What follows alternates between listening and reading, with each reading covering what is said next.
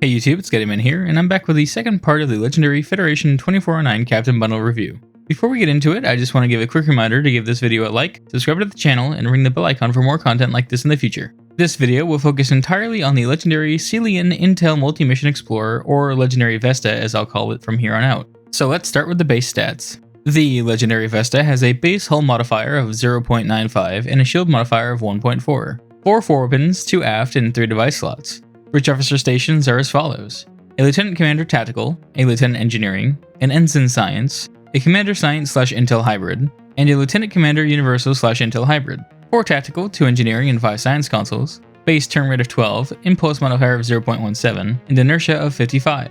It also has +5 to weapon power, +5 to shield power, and +10 to auxiliary power. It can also equip dual cannons and has 1 hangar bay. The hangar is equipped with Danube runabouts, which are not great hangar pets, and I highly recommend that you replace them before taking it on a test run.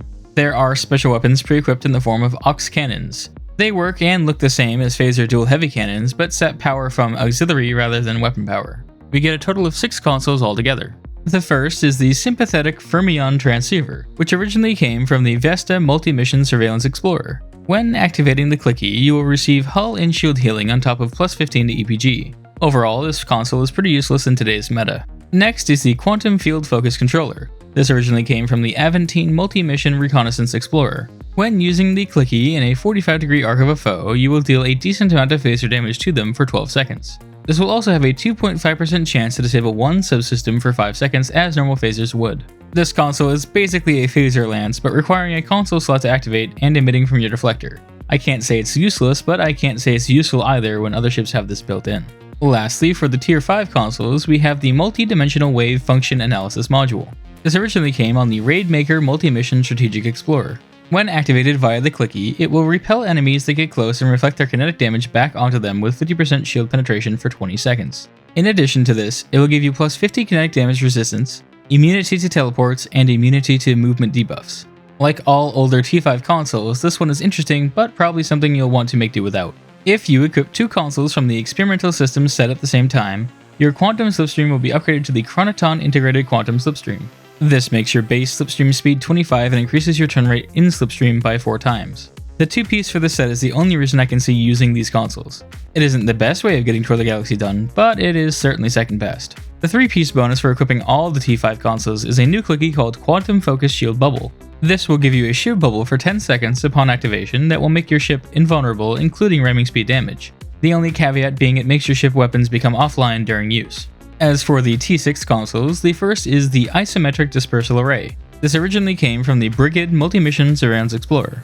The console provides a 15% passive boost to directed energy damage and an 8% boost to critical severity. Upon using the clicky on a foe in a 120-degree arc, you will deal electrical damage, and in a secondary 2km AoE, any target hit will receive electrical damage and electrical damage over time, as well as engines offline for 5 seconds. I don't see much use for this console. Next is the Radiation Bombardment Matrix, originally from the Palatine class Multi-Mission Reconnaissance Explorer. This console provides a passive 15% boost to exotic damage and 10% boost to flight turn rate. Upon activating the clicky, you will apply radiation damage, -15% damage resistance rating, minus flight speed, minus turn rate in 5 pulses, and get 1 stack of debilitating radiation every second. On the 6th pulse, you will deal radiation damage with 20% additional damage per stack of debilitating radiation, minus flight speed, turn rate, and 25 damage resistance rating for 10 seconds. Wow, that was a lot, but in reality the console has very little use. Lastly is the Omnidirectional Tachyon Wave Siphon, which came on the Esquiline class Multi-Mission Strategic Explorer. This console gives +19 Starship Drain Expertise and +19 Starship Shield Restoration.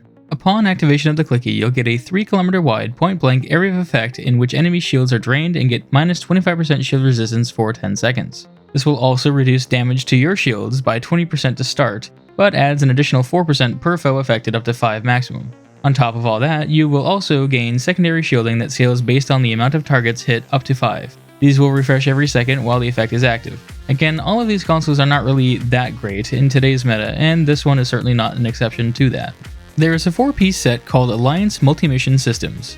Equipping 2 of these consoles will grant the Multi-Mission Advanced Systems set bonus, which gives +2.7 auxiliary power setting and +13.3% maximum shield capacity. Equipping 3 will give synergistic alliance technologies, which adds a 50% recharge speed to all consoles in the set. The 4th console comes from the Lucari Hokun Science Vessel and is only available from the Phoenix Prize Pack in exchange for 1 Epic Prize token. If you manage to obtain it or have it unlocked, you could equip its console to gain the 4-piece multi-mission system synergy set bonus. This will make Protomatter Field Projector have increased hull and shield regeneration. Omnidirectional Tachyon Wave Emitter will have its shield drain increased. Isometric Discharge Array's primary and secondary electrical damage will be increased, and Radiation Bombardment Matrix will have increased damage on its 6th blast. Even with all the buffs, this set still does not keep up and would be a waste of 4 console slots sadly.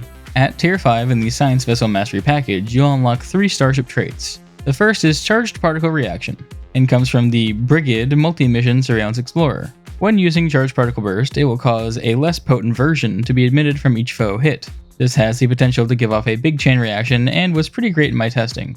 It's certainly something to look into. Next is Heavy Tachyon Mine, which came from the Palatine Multi-Mission Reconnaissance Explorer. I said it wrong before, it's actually Palatine. Anyways, when using Beam Fire at Will, Beam Overload, Cannon Rapid Fire, Cannon Scatter Volley, or any subsystem targeting ability, you will deploy a Tachyon mine behind your ship.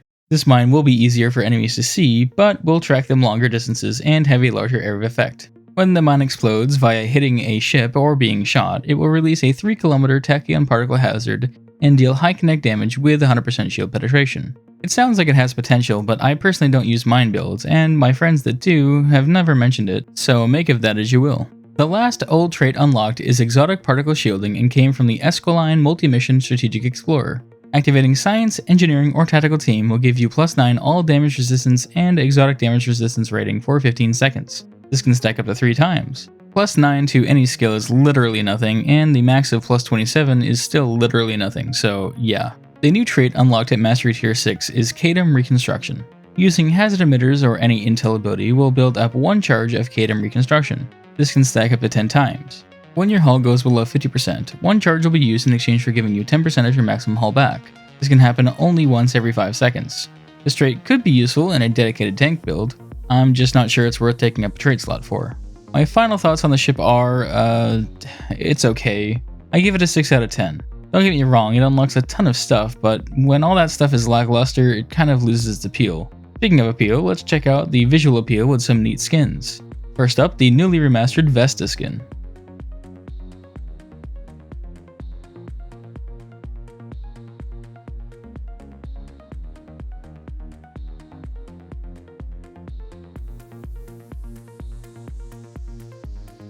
The not remastered Aventine.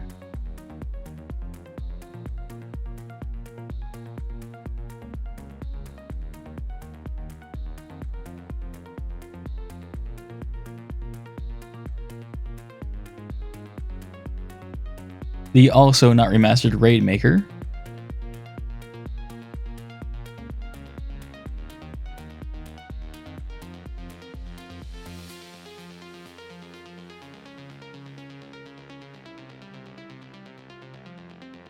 Brigid.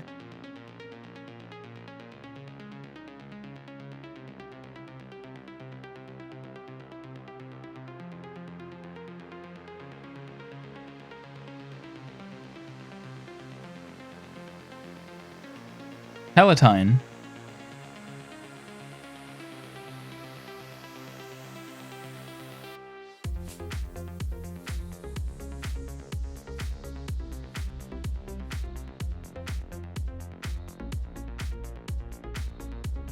Esquiline.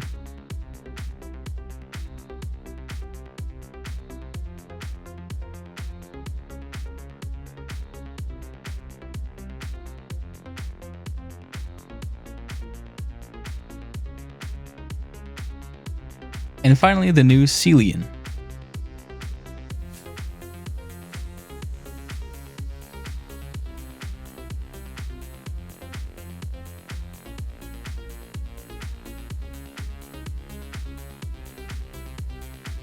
I really wish the new Intelligence Type 2 material was usable on all Intel ships from the Delta Pack, but perhaps I'm asking too much. Anyways, with that, this is GuideMan, signing off. Have a good one. Can't believe I've been saying it wrong this whole time. Palatine, Palatine. Wait a minute, does that mean Palpatine is Palpatine? Ah, man, I'm so confused. Hey guys, thanks so much for watching. Check out my previous upload on the left or a random video on the right. If you have any questions, comments, or suggestions, leave them down below. And as always, take care out there.